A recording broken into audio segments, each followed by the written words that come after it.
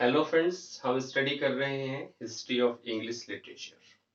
और उस हिस्ट्री से एंटायर हिस्ट्री से हमने इम्पोर्टेंट क्वेश्चंस का एक कलेक्शन निकाला है। पॉइंट वाइज उसको हम स्टडी करते आ रहे हैं। और इसी क्रम में हमने अभी तक जो पढ़ा था फ्रेंड्स, वो हमने जो रेनेसा है, रेनेसा कंप्लीट हमने कर लिया था। रेनेसा के बाद का जो पीरियड है, जिसको हम न्यू क्लासिकल पीरियड के नाम से या न्यू क्लासिकल एज के नाम से जानते हैं, उसको हम स्टडी आज करते हैं। चलिए फ्रेंड्स, शुरू करते हैं।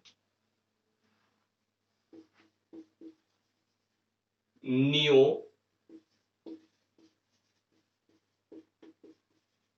क्लासिकल एज या न्यू क्लासिकल पीरियड, ये जो माना जाता है ये 1660 से लेकर और 1798 तक ये पीरियड रहा है, यानी 1660 से लेकर 1798 तक। फ्रेंड्स, इस एज के जो इंपॉर्टेंट कैरेक्टरिस्टिक्स हैं उनको हम यहाँ स्टडी करते हैं। सबसे पहले तो मैं बता दूं, ये पर्टिकुलर डेट क्यों आई 1660। 1660 में जो मोनार्की है, मींस जो राजतंत्र है, वो फिर से शुरू हो गया। और उस मोनार्की के रिस्टोर होने के बाद, यानी कॉमनवेल्थ पीरियड के खत्म होने के बाद फिर से मोनार्की स्टार्ट हो गई। और उस मोनार्की में 1660 में राजा हुआ। और वहां से लेकर 1798 में शुरुआत थी किसकी? रोमांटिक एज की। तो रोमांटिक एज के बीच का जो पीरियड है, यानी आपकी जो रेनेसा और रोमांटिक एज के जो बीच का पीरियड है, उसको हम न्यू क्लासिकल पीरियड के नाम से जानते हैं। फ्रेंड्स, इसमें हुआ क्या, इसमें जो ऑथर्स थे उन्होंने फॉलो किया, किसको फॉलो किया? जो क्लासिकल राइटिंग्स थी उनको फॉलो किया। क्लियर?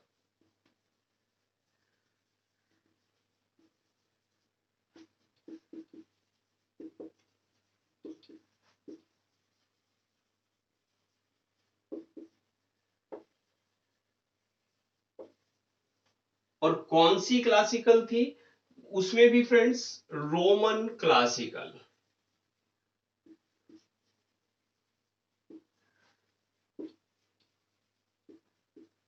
जो रोमन क्लासिकल राइटिंग्स थी उनको यहाँ जो ऑथर्स थे इस एज के, उन्होंने यहाँ उसको फॉलो किया। बात क्लियर हुई फ्रेंड्स? इसी के अलावा यहाँ जो लिटरेरी फॉर्म्स थी वो कौन कौन सी थी? वो थी friends dialectic and heroic couplet. Dialectic and heroic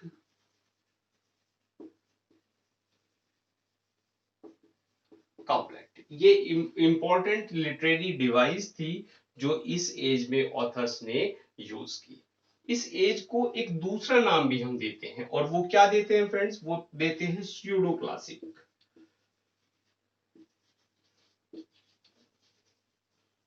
pseudo classical as या स्यूडो क्लासिकल पीरियड।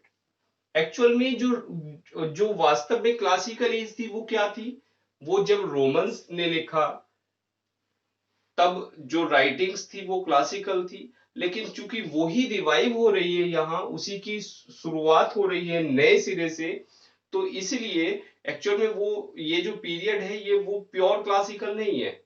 इसीलिए इसको नाम न्यो क्लासिकल दे दिया गया। और न्यो क्लासिकल दे दिया गया या स्यूडो क्लासिकल दे दिया गया, और स्यूडो का जो शाब्दिक अर्थ होता है वो होता है छद्म।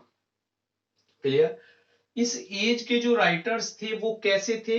वो ट्रेडिशनलिस्ट राइटर थे। जो मोस्ट राइटर्स हुए हैं इस एज में, यानी अधिकतर जो राइटर हैं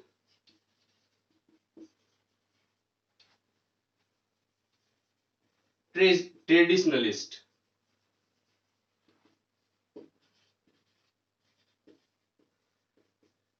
क्लियर? और ट्रेडिशनलिस्ट का मतलब है जो ट्रेडिशनल जो राइटिंग थी उसको उन्होंने लिखा। क्लियर? इस एज में जो लिटरेचर है उसको एक आर्ट माना गया। Literature was regarded as an art.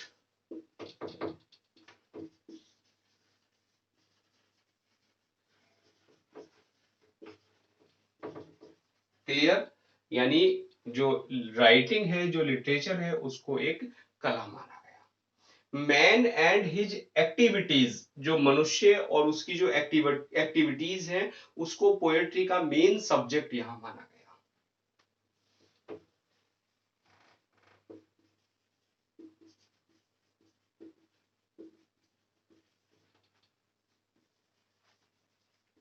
were taken as the main subject of poetry. Clear है फ्रेंड्स? और किनको माना गया? मैन एंड हिज एक्टिविटीज, उनको यहाँ पोएट्री का मेन सब्जेक्ट। इसी के साथ साथ इस एज में एक बहुत बड़ा टूल डेवलप हुआ, एक बहुत बड़ी लिटरेरी डिवाइस डेवलप हुई और उसका नाम था सटायर। Clear friends? और सटायर क्या होता है? वो होता है परिहास करना, किसी का मजाक उड़ाना, लेकिन इन अ करेक्टिव वे, एक ऐसे तरीके से मजाक उड़ाना ताकि सुधार हो जाए, समाज में सुधार हो जाए। क्लियर? तो authors used satire as a corrective tool.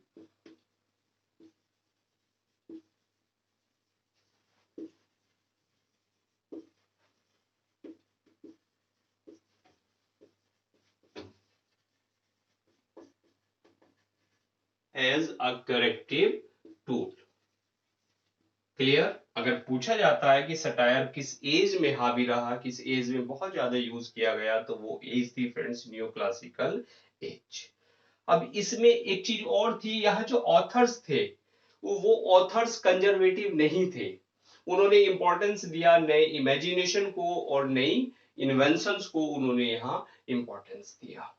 Means we can say the authors were not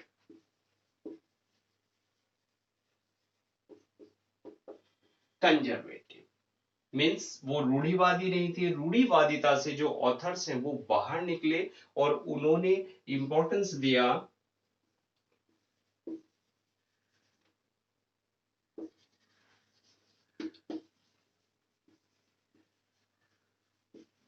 to new inventions, यानी जो नए आविष्कार हैं उन पर उन्होंने ध्यान दिया, और इसी के साथ साथ जो इमेजिनेशन है उनको ऑथर्स ने यूज किया। Clear friends? और एक और इंपॉर्टेंट घटना थी, इससे पहले एक्चुअल में आपको बताया था मैंने, इससे पहली जो एज थी उसमें 1642 में बिकॉज ऑफ इमोरल बैकग्राउंड, जो अनैतिकता थी, जो स्तर था ड्रामा का वो इतना ज्यादा गिर गया था कि एक कानून पारित करके थिएटर को पूरी तरह से कंप्लीटली क्लोज कर दिया गया। और इवन जो राइटर्स थे उन्होंने लेटर्स लिखे हाउस को कि हमारी रोजी रोटी संकट में आ जाएगी, लेकिन फिर भी जो वो थिएटर थे वो रीओपन नहीं किए गए। रीओपन अगर थिएटर हुए तो वो कब रीओपन हुए? वो एक लंबे अंतराल के बाद, वो 1660 में जो थिएटर है वो रीओपन हुए।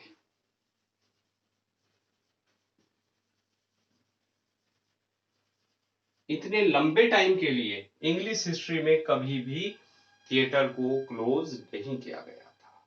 कब से कब तक बंद रहे? 1642 से लेकर और 1660 तक। फिर 1660 में वो थिएटर रीओपन हो गए। Clear friends?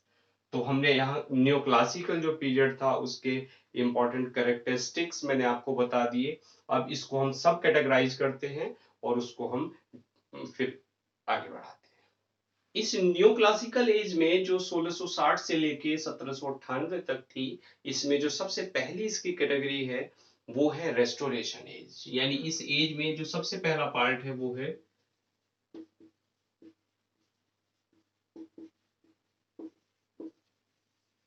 Restoration age. इस रेस्टोरेशन एज को एज ऑफ ड्राइडन भी कहा जाता है, क्योंकि जो ड्राइडन है, जॉन ड्राइडन, वो इसी एज के एक प्रोमिनेंट ऑथर थे। और इस एज का जो ड्यूरेशन है वो है फ्रेंड 1660 से लेकर, और कब तक माना जाता है इसको? 1700 तक माना जाता है। एक्चुअल में जो ये सन 1700 है, 1700 में ड्राइडन की डेथ हो गई थी, और ड्राइडन की डेथ के साथ ही इस एज को यहाँ समाप्त माना जाता है। इस एज के जो प्रोमिनेंट फीचर्स थे वो क्या थे? यह मोनार्की रिस्टोर्ड हो गई,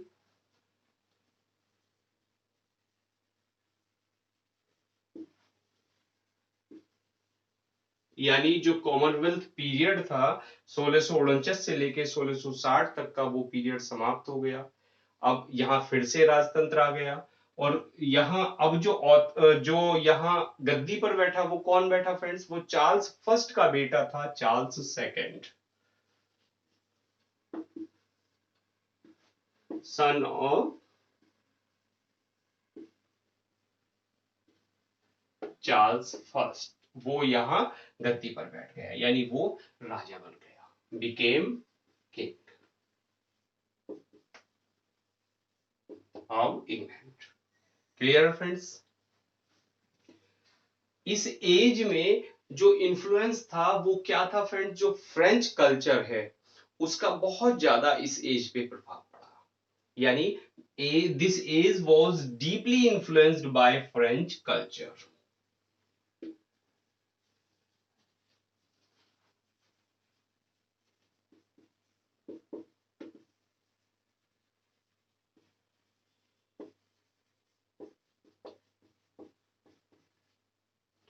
फ्रेंच कल्चर।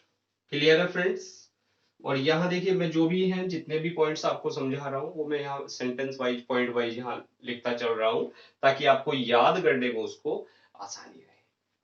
फ्रेंड्स 1668 में यानी 1668 में एक इंपॉर्टेंट घटना हुई, यहाँ एक रिवॉल्यूशन हुई, और उस रिवॉल्यूशन को द ग्लोरियस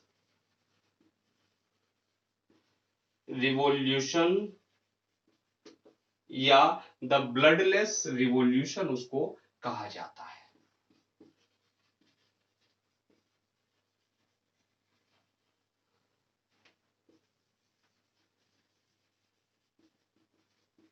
क्लियर? ये हिस्ट्री में भी हमने पढ़ा होगा, जूनियर में पढ़ा हुआ है हमारा, इंग्लैंड में एक रक्तहीन या रक्त विहीन एक क्रांति हुई थी, इंग्लैंड की रक्तहीन क्रांति। Clear friends? तो वो रक्तहीन क्रांति जो ब्लडलेस रिवॉल्यूशन है वो 1668 में हुआ था। उसकी और बैकग्राउंड में हम नहीं जा रहे हैं। क्लियर? जो जॉन ड्राइडन है वो इस एज के एक प्रोमिनेंट फीचर्स रहे हैं, एक प्रोमिनेंट ऑथर ड्राइडन रहे हैं। और ड्राइडन को फ्रेंड्स, बात ड्राइडन की हो रही है तो ड्राइडन को फादर ऑफ इंग्लिश क्रिटिसिज्म भी कहा जाता है।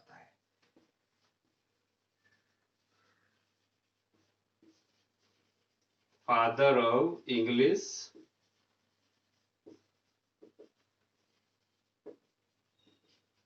क्रिटिसिज्म। क्लियर? वो फादर रहे हैं।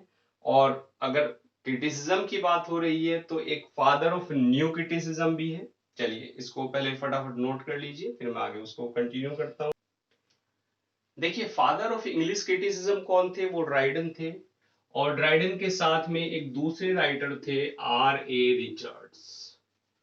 हालांकि साथ नहीं थे, मैंने गलत बोल दिया, क्योंकि साथ से मतलब होता है कंटेम्पोरेरी, वो कंटेम्पोरेरी नहीं थे। लेकिन बात जब इंग्लिश क्रिटिसिज्म की थी तो मेरे माइंड में आया कि एक न्यू क्रिटिसिज्म का एक फादर भी कहा जाता है। और वो किसको कहा जाता है? वो आई ए रिचर्ड्स को कहा जाता है। क्या कहा जाता है friends? The father of new criticism. और रिचर्ड शायद कहीं 19 सेंचुरी के आसपास आई ए रिचर्ड्स रहे हैं। फ्रेंड्स जो ड्राइडन थे वो फेमस थे, और किस कारण फेमस थे? वो पॉलिटिकल सटायर्स के लिए ड्राइडन फेमस थे।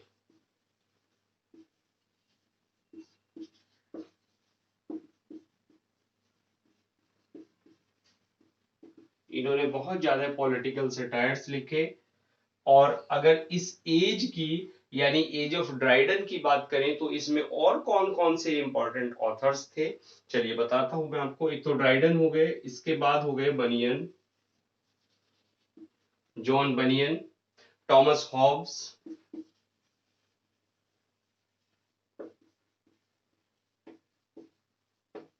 और इसी के साथ साथ एक बहुत बड़े डायरिस्ट रहे हैं, एक डायरी राइटर रहे हैं फ्रेंड्स। अगर कहीं इंग्लिश हिस्ट्री में किसी डायरिस्ट का नाम आता है, किसी डायरी राइटर का नाम आता है, वो आता है सैमुअल पेपीज।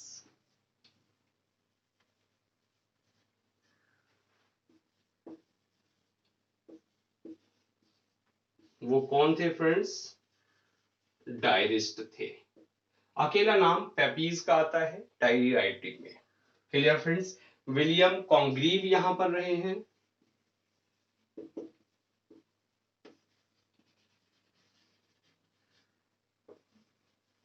और कॉन्ग्रीव का जो नाम लिया जाता है वो किस लिए लिया जाता है फ्रेंड्स? कॉमेडी ऑफ मैनर में अगर कोई नाम आता है तो वो आता है विलियम कॉन्ग्रीव का। जिस तरह से बेन जॉनसन का अगर नाम आता है वो आता है फ्रेंड्स कॉमेडी ऑफ ह्यूमर में। क्लियर हुई बात? तो इस एज को यानी रेस्टोरेशन एज को, ड्राइडन की एज को हमने यहाँ देखा, इसको यहाँ हमने पढ़ा, और यहाँ जो इसके जो करेक्टरिस्टिक्स थे और इम्पोर्टेंट ऑथर्स थे उनको हमने यहाँ स्टडी किया। फ्रेंड्स, लेक्चर काफी लेंदी हो गया है। आई थिंक अब मुझे लेक्चर ये यहाँ स्टॉप करना पड़ेगा, और नेक्स्ट लेक्चर में हम एज ऑफ ड्राइडन के बाद नेक्स्ट एज को हम डिस्कस करेंगे।